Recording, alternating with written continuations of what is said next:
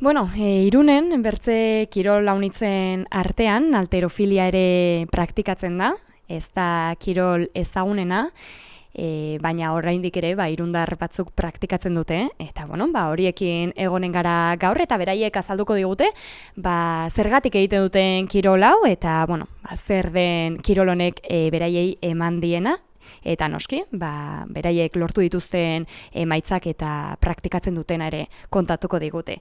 Gaur gurekin, Aroa Arbelaitz, Oier Egiazabal eta Aner Solanas ditugu gurekin. Kaixo, zer modu zaudete? Bueno, asteko hasiko gara halterofilia pixka bat ezagutzen, errandu zuek halterofilia praktikatzen duzuela hemen Irunen, Urantzu pilotalekuan egiten duzue, astean 3, eta, kontatu pixkat bat banaka nola hasi zineten kirol honetan, edo nola ezagutu zenuten halterofilia.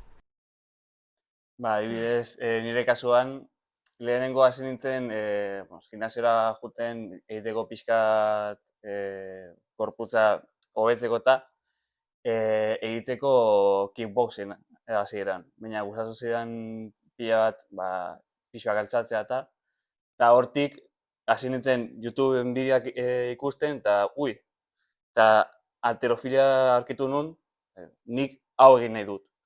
Eta gero, ez nekin hemen zegoela klub bat, eta gero, fisioan, esan zidan, hanka handi hauek, badaukat beste bat, halterofilia egiten duna, eta bai hanka oso potentea dituna, eta nola egiten du, eta hemen esan zidan, Urantzu frontoian, eta hortik aurrera. Bueno, nire kasuan crossfit egiten hasi nintzen, eta halterofiliako mugimenduak asko gustatu zitzaizkidan, eta beti neukan hor intriga, halterofilia bakarrik egiteko.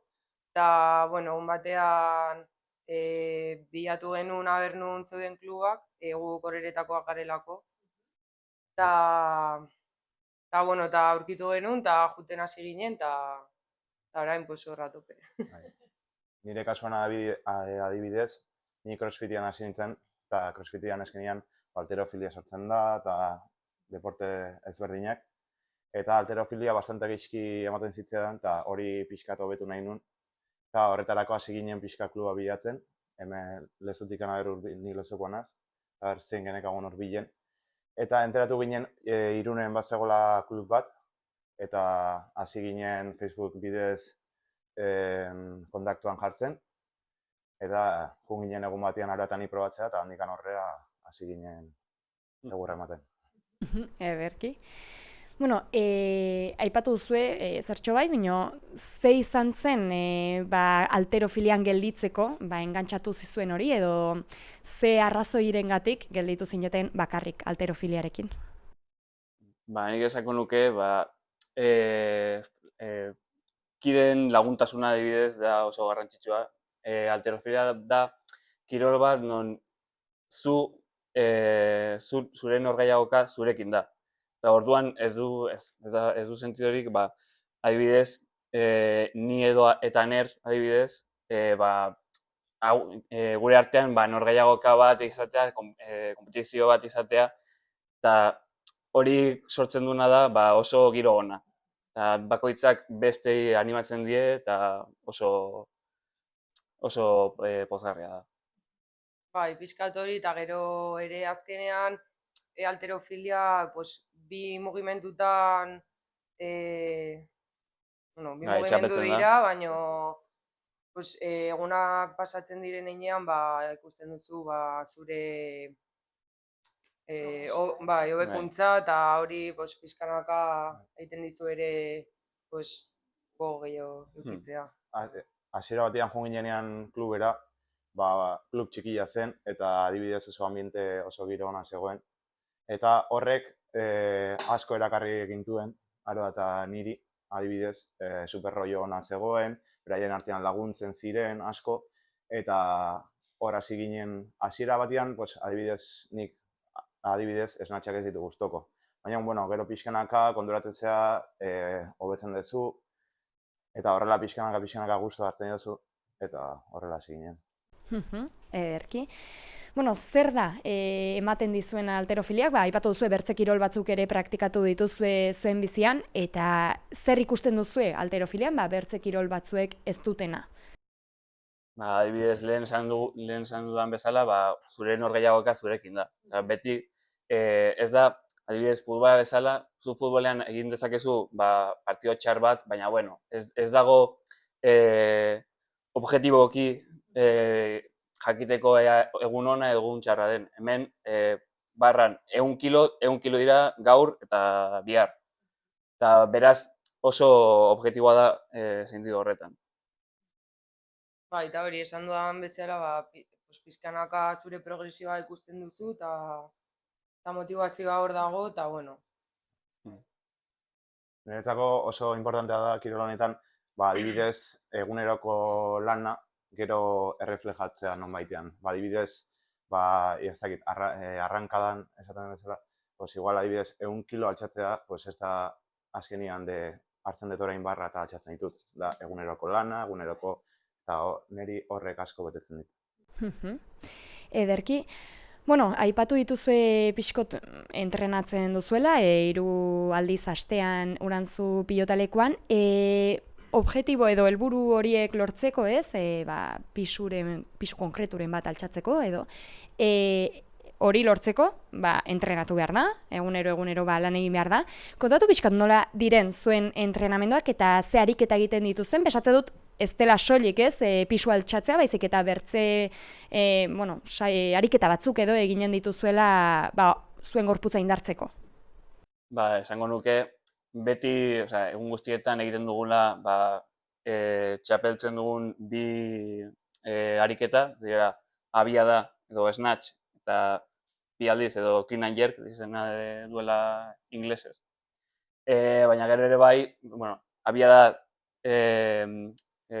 lurretik buruz gora jartzeko, eta bi aldiz da lurretik sorbaldetara eta sorbaldetik buru gora. Eta hori egin aparte egiten dugu ere bai, hankak asko indartu eta zetadiak egiten, teknika ondo egiteko egin behar dugu abdominal pila bat, lumbar pila bat, eta egiten duguna da lehenengo teknika, gero potentzia eta gero indarra. Hori da. Azkenean, oiarek esan du moduan, bi mugimendu horiek lantzeko lan asko dago berez atzetikan. Dakagu lan asko mobilidade inguruan, gero ere bai lan asko, oiarek esan du bezala hankak indartzen eta pisu altxatzen, eta gero teknika. Teknika oso importantea da, horretarako egiten duguna da, pisu gutxirekin hasi eta teknikoki ondo joan. Eta gero teknika hobetzen di joan hainean, pisua jotzen diogu, eta hori ikusten ditugu gero gure markak. Aipatu duzue indarra, ez dakit indarraz aparte ere, adibidez, resistentzia edo behar duzuen, edo ez dena garrantzitsua indarra da zuek behar duzuen potentena, ez, edo, bai? Resistenziare pixkat behar da. Azkenean entrenamendutan errepikazio asko egiten ditugu pisuarekin, eta azkenean resistentziare importantea da. Igual kanpotikan ez du ematen resistentzia berdenik, baina egia esan igual zu iristetzea eta hartzizu entrenadoriak, venga, igual dituzu barran 60 kilo, venga, 5 altxaldi egin, segido, dituzu 1, 2, 3, 4, eta 5. Eta zula zai, 5 egitean, bukatzezu patatakin, Bai. Ez du ematen, askotan kanpotikan ez du ematen, baina gero, bai, resistentzia behar da. Eta altxatzen duzuen pisua ere, nola erabakitzen duzue? Marka batzuk daude, edo zuen gorputzaren arabera, zuen indarraren arabera, nola erabakitzen duzue hori? Txapelketetan bakoitza ditu 3 saiakera abiadan eta 3 saiakera bi alditan. Beraz, egiten duguna da, badaude pisu kategoriak, emakumezkoak eta gizonezkoak, eta gero pisu kategoriak, eta gauza da, bakoitzean zua galduzun guztia altxatu behar duzu. Horretarako dauzkazu 3 saiakera. Eta hori erabakitzen da, entrenamenduan segun eta zenbat altxatu duzun teknika honekin, eta Horrela. Eta gero, emaitza horien arabera, entrenamendutan eta horrela, porzientaiekin egiten dugu lan egiten dugu. Adibidez, ezakit, joan gaitezke gaur arratsaldean entrenatzera, eta adibidez egin behar ditugu iritsi, beti hasten gara pixu txikietatikan, adibidez 40 kilo, eta adibidez nire 160 kilo izaten badira, hasten gara jotzen, progresivamente, como esaten den bezala. Eta hori, iristen garenean pixura, zehatzen gara ahalik eta teknika hobearekin egiten, eta hor mantentzen gara. Hori, hau pertsona bat programatzen diguna, entrenamenduak eta horrela. Bai, eta azkenean lortu nahi dena da bakoitzak alduen guztia altxatzea, eta baina horretarako hori egunerakotasunean lan egin behar da, eta... Ederki. Bueno, aipatu ditugu zaintzen dituzuela gorputzeko eta launitz, entrenamenduetan indarra eta ariketak egite dituzue, behar duzuen guzti hori zaintzeko eta indartzeko. Ez dakit elikaduran ere, adibidez, horrerik garrantzia ematen diozuen, eta horrek ere indarra lortzeko aitzaki bat den, edo nolabait errateko horrek ere eragina duen zuen indarrean eta zuen eguneroko lanean. Esango nuke baietz, ez da gauza berezirik egin behar indarra irabazteko, baina agian bai 1,6 gramo zure pixoarekin, zure zenbat kilo dakazun, proteinako, eta jazta. Ez da ezer berezirik egin behar. Bai, bakarrikan elikadura osasuntsu bat eraman behar duzu, eta gero ere bai pixka kontuan hartu, pixu altatzen duzu, horre gasto energetiko bat sortzen dizu, eta horretarako ondo elikatuta egon behar zara. Eta gero ere bai, adibidez guri ere bai, belaunak sofritzen diogu bastante, tendoiak, tablako gauzak, eta horretarako pixkate bai, elikadura pixka jarri behar da horretarako. Lesioak eta ekiditeko horrek ere... Eta ura asko edan, eta horrelako gauzak, edo isotonikoak ere bai. Bueno, txapelketetaz arituko gara, aipatu duzue zertxo bait, baina kontatu, nola den zuen denboraldia, edo ze txapelketetan parte hartzen duzuen, nola den guzti hori? Da pixkat berezia halterofilia hontan, ez dagolako adibidez 3 hilabete non asteburu bakoitzean egiten duzun partidua edo esango nuke. Gauza da, urtean agian ditugula 7 edo 3 txapelketa, segun eta ligan gauden edo ez, eta egiten duguna da entrenatu txapelketa baterako. Gero, deskantxo bat, non entrenatzen dugun gehiago, eta txapelketa bat. Da horrela ziklo bat denbora guztian egiten duguna. Egia esan beste klub batzuek badaute deitzen den moduan jornada de liga, beraiek ditute txapelketa bat behaien artean, non igual txapelketa gehiago dituzte, hilabetean 2 ez, edo gutxi gora era. Ez, dira, agian Gipuzkoako kontatuta eta ligakoak kontatua 7 edo izango litzateke. Hori da, gauza da guk oraindikan jende gehiago behar dugu, horretarako atea behar dira ekipak eta minimo 6 pertsona eduki behar dira, eta marka minimo batzuek, gutxi gora bera. Haietara gau. Eta, zein da zuek halterofilian lortu dituzuen emaitzarik onenak edo aipagarrienak edo zuek hori hor kontuan hartzen dituzuenak? Esango nuke, abiadan dela zorutik buru gora, 100 kilo batez, eta 2 aldiz izango ziren 120 lurretik gora, eta gero sentaiak egiten 170, 2 aldiz. Ni abiadan 75, eta dos tiempos 85, eta gero hankan dakat batera 133. Eta bueno. Oso. Pizkanaka. Bueno, bai.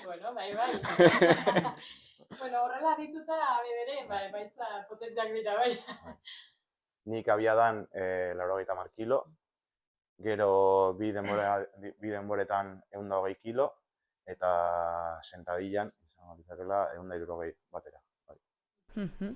Ederki, bueno, lehiaketetan parte hartzeko eta pentsatzen dut zuen aldetik ordaintzen dela dena, ez?